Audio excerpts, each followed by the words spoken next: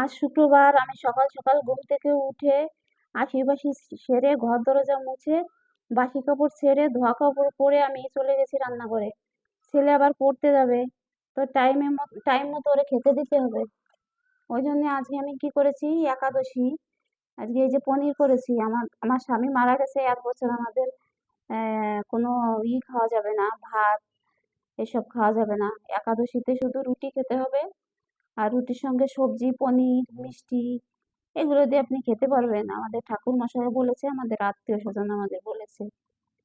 তো আমি আজকে পনির করেছি, আলু দিয়ে পনির দিয়ে। আর এদিকে আছে পাকা আম, হিমসাগর।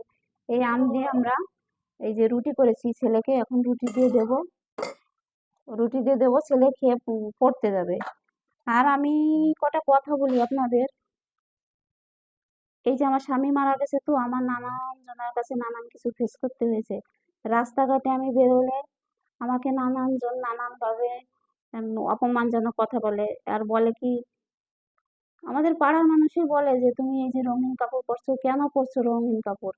তোমার স্বামী মারা গেছে, তুমি বিধবা মানুষ, তুমি আহ হচ্ছে সাদা ড্রেস পরবা, মাছ খাবা না, মাংস খাবা না, তুমি নিরামিষ খাওয়া বলেন। এখন এই মানে এই যুগে কি এইভাবে মানুষ চলতে পারে?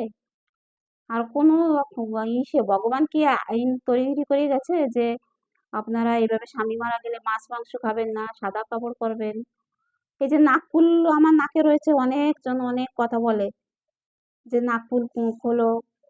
মানে কি বলবো, স্বামী না থাকলে মানুষের কাছে কি যেভাবে অবহেলিত হতে হয়, নানান ধরনের বাজে কথা, বাজে মানুষের ইঙ্গিত আমি ফেস করতে হচ্ছে এখনো আমার।